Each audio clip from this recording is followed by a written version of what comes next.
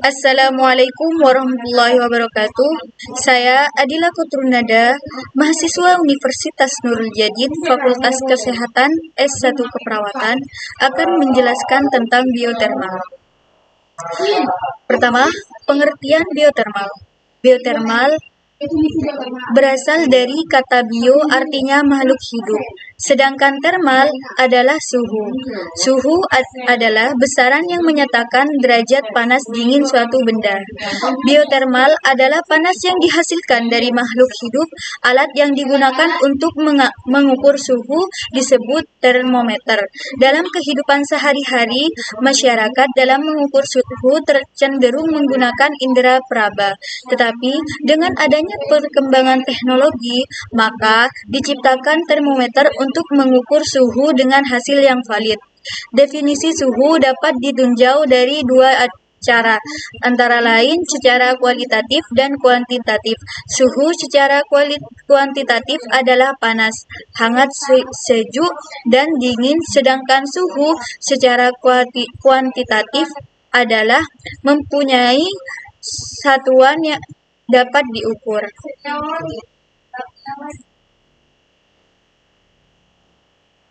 Jenis-jenis termometer.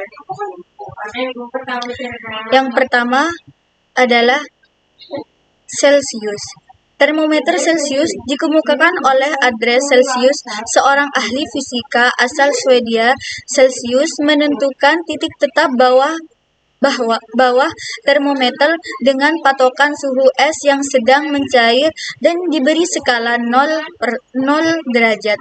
Titik tetap atas termometer Celsius diberi patokan berdasarkan suhu air yang sedang mendidih pada tekanan 76 cm, yaitu 100 derajat. Suhu satuan yang diukur menggunakan termometer Celsius diberikan satuan derajat Celsius, ditulis Celsius. Yang kedua adalah Réaumur. Jenis termometer ini pertama kali ditemukan oleh Réaumur, seorang ahli fisika berkebangsaan Prancis. Réaumur menentukan titik tetap bawah dan titik tetap atas termometer. Ini sama dengan yang dilakukan oleh Andreas Celsius untuk menentukan skala termometer. Hanya saja, Réaumur memberikan titik tetap bahwa termometer Réaumur pada skala 0 derajat dan titik tetap atas pada skala 80 derajat.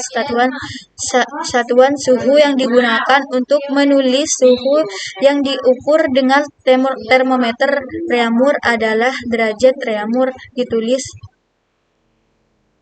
Yang ketiga adalah Fahrenheit. Termometer Fahrenheit adalah salah satu jenis termometer yang perlu kita ketahui. Termometer Fahrenheit ditemukan oleh seorang ahli fisika berkebangsaan Jerman bernama Gabriel D. Fahrenheit untuk menentukan titik tetap atas dan titik tetap bawahnya. Fahrenheit berpatokan dengan suhu antara campuran es dan garam mulai mencair untuk titik bawah dan titik tetap atasnya ada pada titik didih campuran tersebut. Titik tetap bawah termometer Fahrenheit adalah skala 32 derajat dan titik tetapnya atas ada pada skala 212 derajat. Satuan suhu yang diukur menggunakan termometer Fahrenheit adalah derajat Fahrenheit. Dari ketiga jenis termometer di atas, termometer yang umum dilakukan di Indonesia adalah termometer Celsius. Sedangkan di beberapa negara seperti Inggris dan Amerika Serikat, termometer yang digunakan adalah termometer Fahrenheit. Akan tetapi, skala suhu untuk satuan suhu dalam sistem internasional atau disebut skala termodinamikal adalah skala Kelvin. Yang keempat, Kelvin. Termometer Kelvin ditemukan oleh Lord Kelvin yang nama aslinya sebenarnya adalah William Thomson, yang merupakan seorang ilmuwan berkebangsaan Inggris. Kelvin yang menggunakan skala termometer Celsius yang dengan mengubah skala titik tetap bawah dan titik tetap atasnya. Jika pada termometer Celcius titik tetap bawah adalah 0%, maka pada termometer Kelvin suhu titik tetap bawah adalah 273. Sedangkan jika titik tetap termometer Celcius adalah 10 derajat, maka termometer Kelvin suhu titik atasnya adalah 337.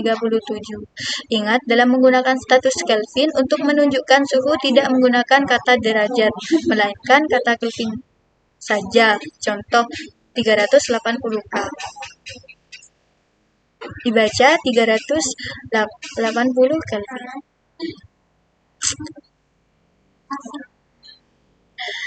Oke, jenis ketiga. Yang jenis ketiga adalah klinik. Termometer klinik adalah termometer yang sering disebut dengan sebagai termometer badan atau termometer demam, karena termometer ini khususnya digunakan sebagai alat mengukur suhu manusia. Skala termometer dibuat antara 35 derajat Celcius sampai dengan 43 derajat Celcius dengan suhu badan manusia. Termometer badan mempunyai ketelitian sampai dengan 0, derajat Celcius. Termometer klinik adalah termometer Celcius biasanya yang di titik tertentu celah kapilernya dipersempit. Fungsi penyempitan celah kapiler ini ketika suhu naik, raksa dalam mengembangkan dan mendesak masuk ke celah kapiler, sehingga raksa di atas penyempitan juga ikut naik. Setelah suhu turun, maka raksa di bawah celah penyempitan turun, demikian juga air raksa di atas celah penyempitan. Namun, raksa terputus di celah penyempitan, dengan kata lain, raksa atas titik penyempitan tidak ikut turun. Selanjutnya, pembacaan suhu dapat dilakukan dengan tenang dan tidak perlu tergesa-gesa. Sebenarnya, jika hanya untuk mengukur suhu badan, bukan untuk keperluan diagnosis, bisa menggunakan termometer Celcius yang biasa.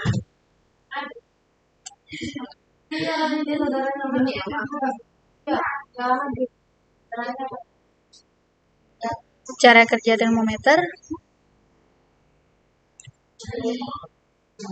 Yang pertama, pemuaian termometer Hg dan alkohol. Badan intrinsik bahan listrik resistor termometer. Yang ketiga, potensial listrik termometer. Dan yang keempat, radiasi pirometer. Oke, yang penjelasan yang selanjutnya adalah pemindahan panas. Ada 4 cara pemindahan panas, yaitu konduksi. Konduksi ialah pemindahan panas yang dihasilkan dari kontak langsung antara permukaan benda. Konduksi terjadi hanya dengan menyentuh atau menghubungkan permukaan yang mengandung panas saja. Setiap benda mempunyai konduktivitas termal, kemampuan mengalirkan panas tertentu yang akan mempengaruhi panas yang dihantarkan dari sisi yang panas ke sisi yang lebih dingin. Semakin tinggi nilai konduktivitas termal suatu benda, semakin cepat ia mengalirkan panas yang diterima dari suatu sisi ke sisi yang lain. Oke, yang kedua adalah konveksi. Pemindahan panas berdasarkan gelak fluida disebut konveksi. Dalam hal ini, fluida adalah udara dalam ruangan. Yang ketiga adalah evaporasi, penguapan. Dalam pemindahan panas yang didasarkan oleh evaporasi, sumber panas hanya dapat kehilangan panas.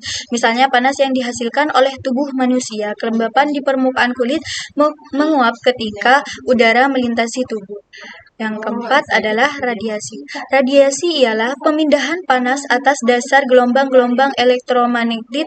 Misalnya, tubuh manusia akan mendapat panas pancaran dari setiap permukaan dari suhu yang lebih tinggi, dan ia akan kehilangan panas atau memancarkan panas kepada setiap objek atau permukaan yang lebih sejuk dari tubuh manusia. Itu panas pancaran yang diperoleh atau hilang, tidak dipengaruhi oleh gerakan udara. Juga tidak oleh suhu udara antara permukaan-permukaan atau objek-objek yang memancarkan sehingga radiasi dapat terjadi di ruang hampa. Jumlah keseluruhan panas